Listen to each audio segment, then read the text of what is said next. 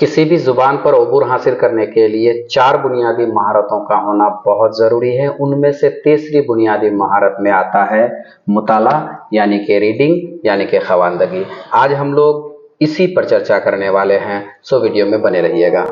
स्वागत है आप सभी का हमारे चैनल जानकारी विद जेडी में। आज हम मुताला यानी कि खवानदगी रीडिंग स्किल पर थोड़ी सी गुफ्तगू करेंगे और कुछ सवालात और जवाबात के जरिया इस चैप्टर को समझने की कोशिश करेंगे। तो आइए वीडियो की शुरुआत करते हैं। आमतौर पर खवानदगी की कितनी किस्में होती हैं? सबसे पहले मैं जानकारी के लिए आपको बता दूं कि खवानदगी मतलब मुताला यानी कि तरीका है, एक एक्टिव प्रोसेस है। इस पर महारत हासिल करना बेहद ज़रूरी है।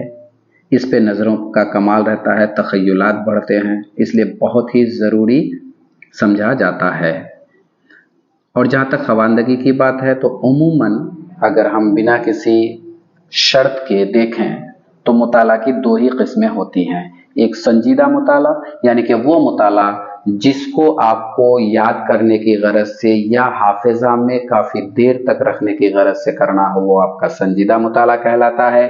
और वो मुताला जिसे आपको लंबे अरसे तक जहन नशी करने की ज़रूरत नहीं है, वो आम मुताला कहलाता है। यानी कि आप बेहतर समझ पा रहे हैं कि किसी किताब का पढ़ना किसी इम्तहान की गरज से वो संजीदा मुताला कहलाएगा, जबकि किसी पेपर का पढ़ना, किसी इश्तिहार का पढ़ना, किसी न्यूज़ का पढ़ना ये आम मुताला में जाएगा। इसलिए सही जवाब होगा दोनों मुताला। अगला सवाल है जुबान की तीसरी बुनियादी महारत। जैसा कि मैं अभी अर्ज कर चुका हूँ कि जुबान की तीसरी महारत ही दरअसल खवानदगी है यानी कि मुताला है। जबकि किसी भी जुबान की जो शुरुआत होती है, एक्विजिशन शुरू होता है, वो समात से शुरू होती है। किसी भी जुबान को सीखने के लिए आपको समात करने की बेहद ज़रूरी है, आपको सुनना बहुत ज़रूरी है। फिर उस सुनी हुए अल्फाज को अपने अंदाज में बोलकर आप उस जुबान की दूसरी महारत को हासिल करते हैं। और तीसरी महारत आपकी होती है खवानदगी यानी कि मुताला यानी कि पढ़ना। ये बहुत ज़रूरी होता है, इसलिए सही जवाब होगा खवानदगी। और जहाँ तक तहरीर की बात है, जब इन 3 बुनियादी महारत पर आप अबूर हासिल कर लेते हैं तो फिर चौथी महारत आती है, चौथा स्किल आता है, जिसको हम तहरीरी स्किल कहते हैं। अगला सवाल है, इनमें से किस में कम वक्त में ज़्यादा ज़रूरी मालूमात हासिल होती है? काफ़ी इम्पॉर्टेंट सवाल है और अक्सर पूछा भी जाता है। कम से कम बुलंद खानी जो मुताला है उस पर तो अक्सर सवाल पूछे ही जाते हैं, फिर भी मैं कोशिश करता हूँ इस पर चर्चा करने की। तो जैसा कि आप सभी जानते हैं कि खामोश मुताला दरअसल ज़ेरे लब मुताला भी कभी कभार कहलाता है। खामोश मुताले में हमेशा से एक चीज़ को जो देखने को मिला, मुताला में हमेशा एक चीज़ जो देखने को मिला है तो कारी की, पढ़ने वाले की नज़र जो है काफ़ी तेज़ रहती है। जिस लफ्ज़ को वो पढ़ते हैं उससे अगले लफ्ज़ की तरफ उसकी नज़र रहती है।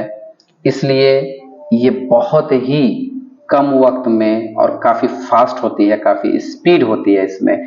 और खामोश मुताला उसी वक्त कर सकता है आमोज़गार अगर उनके तलफ़ुज़ और हिज्जे ऑलरेडी पहले से ठीक हो गए हों। यानी कि कह सकते हैं कि बाकी दीगर मुताला करने के बाद ही आप इस लायक होते हैं कि खामोश मुताला कर पाएँ। और खामोश मुताला में मतलब ना सही मगर मालूमात बड़ी अच्छी हासिल कर लेते हैं कम वक्त में, इसलिए यहाँ पर सही जवाब होगा खामोश मुताला। अब अगर हम लोग बुलंद खानी पर गुफ्तगू करें तो पता चलेगा कि बुलंद खानी की शुरुआत ही उस्ताद से होती है। सबसे पहले उस्ताद आवाज़ बुलंद शागिर्दों के सामने किसी भी मतन को, किसी भी इबारत को पढ़ते हैं और फिर किसी शागिर्द को आगे कर देते हैं ताकि बाआवाज़ बुलंद वो पढ़ सके और बाकी तालिब इल्म की किताबें बंद हों, ताकि सुनने के आधार पर ही, सुनने के मुताबिक ही वो बात के अल्फाज को अदा करें। यह बुलंद खानी का मामला होता है। और जहाँ तक अमीक मुताले की बात है, इसकी अंग्रेजी है इंटेंसिव रीडिंग। आप जानते ही होंगे स्कैनिंग, स्कैमिंग, इंटेंसिव, एक्सटेंसिव। तो इनमें से अमीक मुताला दरअसल इंटेंसिव मुताला को कहते हैं। इंटेंसिव मुताले में भी काफ़ी मालूमात हासिल होती है, मगर इसमें चूँकि गहरा जाना पड़ता है, आपको अमीक जाना पड़ता है, काफ़ी नीचे की तरफ जाना पड़ता है। इसलिए गर्चे आप मतलब तो निकाल लेते हैं, आपको मालूमात तो हासिल हो जाती है, मगर वक्त काफ़ी दरकार होती है। इसलिए सही जवाब होगा खामोश मुताला।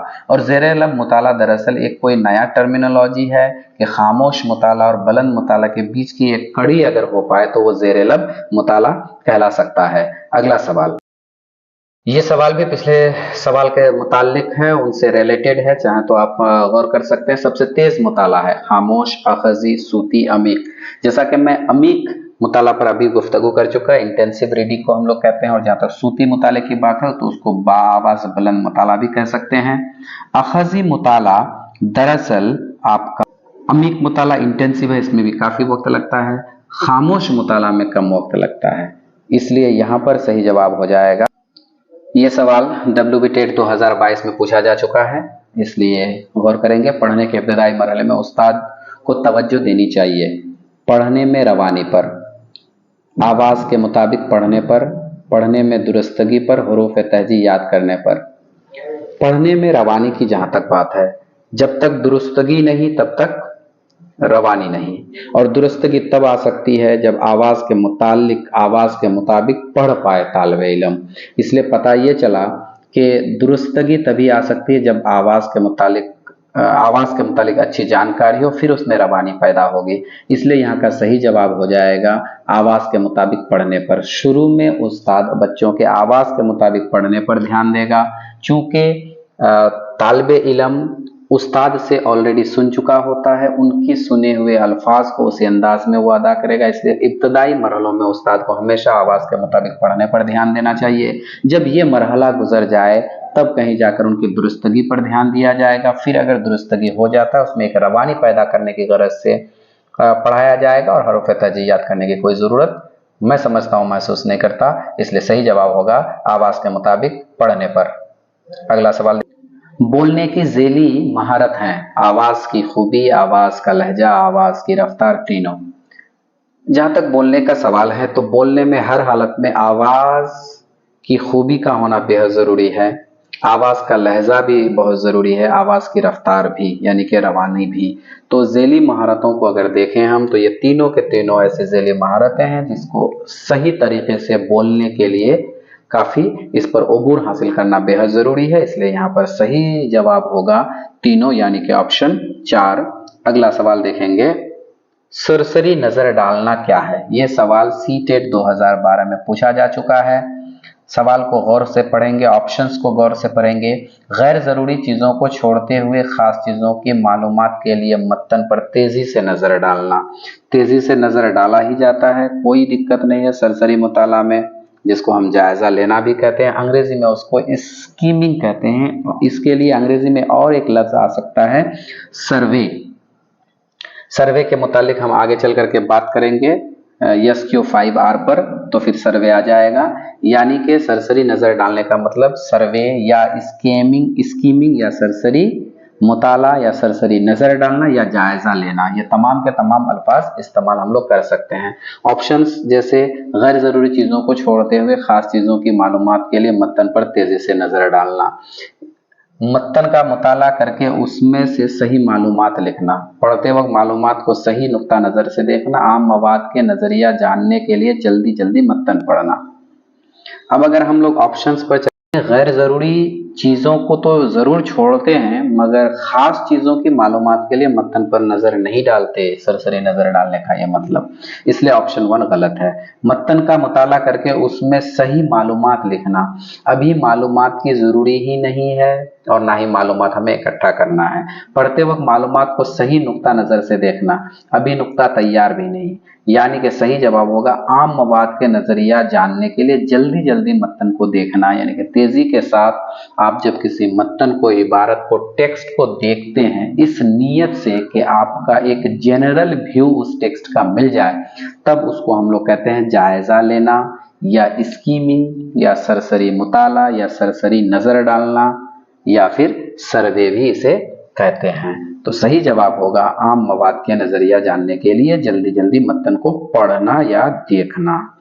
अगला सवाल देखिएगा, शऊर का तलफ़ुज़ सिखाते वक्त आप करेंगे एज ए टीचर, जब शऊर का तलफ़ुज़ सिखाना हो बच्चे को तो आप इनमें से क्या करेंगे। सवाल CTET 2013 में आ चुका है।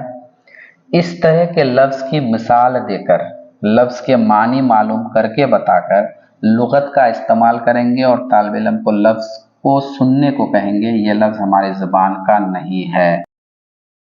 सिखाना है तो सबसे पहले आप उनके तलफ़ुज़ सिखाते वक्त ये ध्यान देंगे कि क्या इस तरह का कोई और लफ्ज़ है जिसे वो जानता है, तो वो वाला मिसाल पेश करते हुए तलफ़ुज़ बताया जाए तो ये सीखने में बहुत आसानी होती है। इसलिए सही जवाब होगा ऑप्शन ए, इस तरह के लफ्ज़ की मिसाल देकर। और वैसे भी पेडागोजी की दुनिया में जहाँ लफ्ज़ मसाल आ जाता है वहाँ पर वो बात ज़्यादा मजबूत हो जाती है। इसलिए कोशिश करेंगे कि इस तरह के सवाल के जवाबात को जहाँ पे मसाल हों वहाँ आप ऐसे देने की कोशिश करेंगे। अगला सवाल देख, पढ़ने के मंदरजा झेल अज्जा हैं, ये काफ़ी इंपॉर्टेंट सवाल है। बंगाल प्राइमरी टेट में बिलखुसूस इस तरह के सवाल पूछ लिए जाते हैं। तो छिपी अलामत को पहचानना, आवाज़ पैदा करना, ख्यालात समझना। देखिए, जब आप किसी मतन को पढ़ते हैं या किसी इबारत को पढ़ते हैं तो इनमें कोई शक नहीं है कि छिपी हुई अलामत को पहचानना, वरना आपकी खवानदगी, आपकी पढ़ने की जो स्किल है वो कमज़ोर पड़ेगी। इसलिए हर हालत में छिपी अलामत को पहचानना आपके लिए बहुत ज़रूरी है।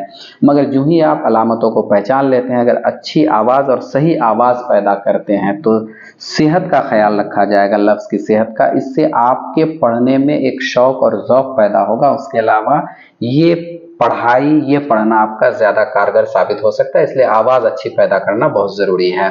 उसके अलावा ख्यालात समझना। इबारत पढ़ने का एक मकसद तो ये होता ही है कि ख्यालात को समझा जाए, चाहे पहले स्टेज में हो या लास्ट स्टेज में। इसलिए यहाँ पर सही जवाब हो जाएगा, तीनों ज़रूरी हैं, यानी तीनों। किसी दूसरी ज़ुबान सीखने वाले तालिबे इल्म को तहरीर पढ़ने में तलफ़ुज़ की दुश्वारी होती है, इस पर काबू कैसे पाया जा सकता है? सीटेट 2014 का सवाल है। कोई दूसरा है, यानी कि गैर उर्दू तालिबे इल्म है, वो दूसरी ज़ुबान के तौर पर उर्दू से सीखना चाहता है। अच्छा, मैंने जैसे कि पिछले वीडियो में बात करी थी कि दूसरी ज़ुबान ही आपके लिए मेयारी ज़ुबान होती है। यानी कि जब हम कहते हैं कि हम कोई मेयारी ज़ुबान सीख रहे हैं, स्टैंडर्ड ज़ुबान सीख रहे हैं, इसका मतलब मेरी वो पहली ज़ुबान नहीं है, दूसरी ज़ुबान है। और दूसरी ज़ुबान दरअसल आमोजिश से ही सीखा जाता है। इसलिए दूसरी ज़ुबान सीखते वक्त अगर शुरुआती मरहले में ना हो तो दूसरी ज़ुबान सीखते वक्त ग्रामर के वसूल और कवायद की बेहद ज़रूरी होती है, इसमें कोई शक नहीं। अब जहाँ तक बात है, चाहे ज़ुबान दूसरी हो या पहली हो, सुनना तो बहुत ज़रूरी है और तलफ़ुज़ का सही होना बहुत ज़रूरी है। इसलिए अगर कोई तालिबे इल्म किसी भी तहरीर में छिपे अल्फाज की तलफ़ुज़ को अगर सही से अदा नहीं कर पाता है तो उसके लिए क्या करेंगे? तो बुलंद आवाज़ में पढ़कर, ताकि इमला और तलफ़ुज़ के ताल्लुक़ को समझा जा सके। यानी कि तालिबे इल्म खुद बुलंद आवाज़ में पढ़ेगा ताकि उसके स्पेलिंग और तलफ़ुज़ का एक ताल्लुक़ उसको समझ में आएगा और फिर उसको सही सही वो तलफ़ुज़ कर पाएगा। ऑप्शन बहुत ज़्यादा गलत नहीं है, पर इससे अगर कोई बढ़िया ऑप्शन होगा तो हम उनको चुन लेंगे। तलफ़ुज़ सुनकर, बुलंद आवाज़ से पढ़कर और मश्क करके। मैं समझता हूँ कि 1 नंबर ऑप्शन से ज़्यादा मजबूत ऑप्शन है ऑप्शन नंबर 2, चूँकि इसमें तलफ़ुज़ को वो सुनेगा, फिर बाआवाज़ बुलंद पढ़ेगा और फिर मश्क करेगा।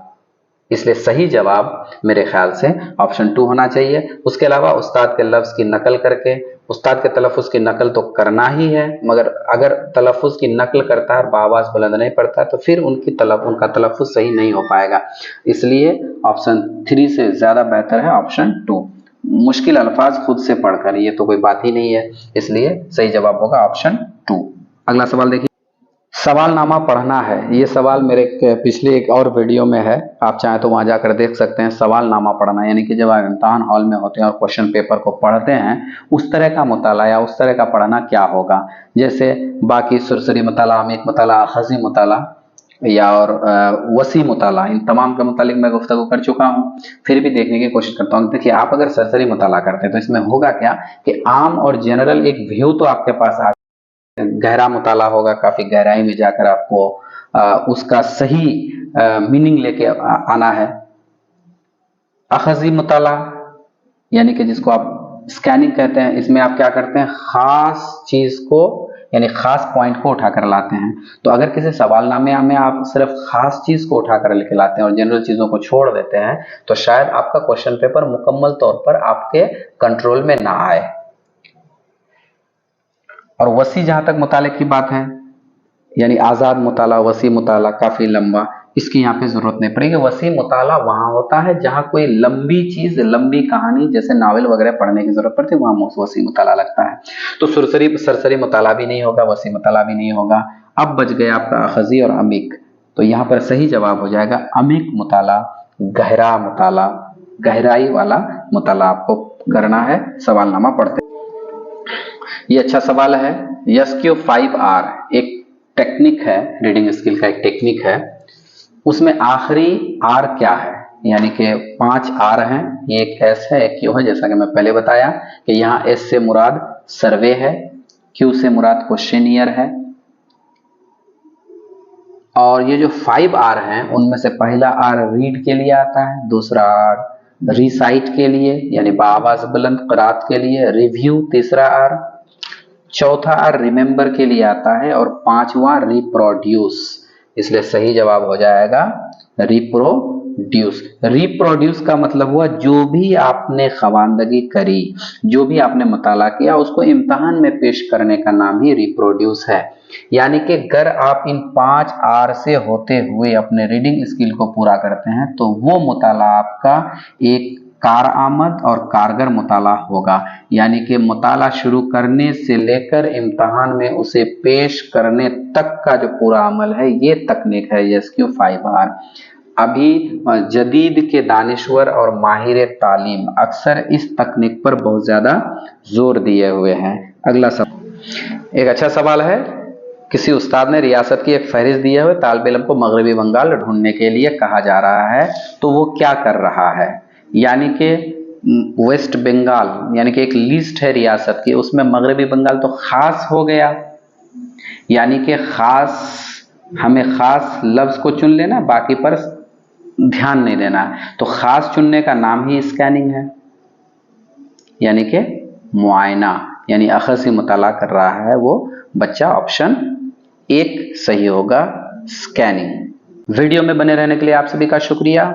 अच्छा लगे वीडियो तो लाइक, शेयर और कमेंट जरूर कीजिएगा।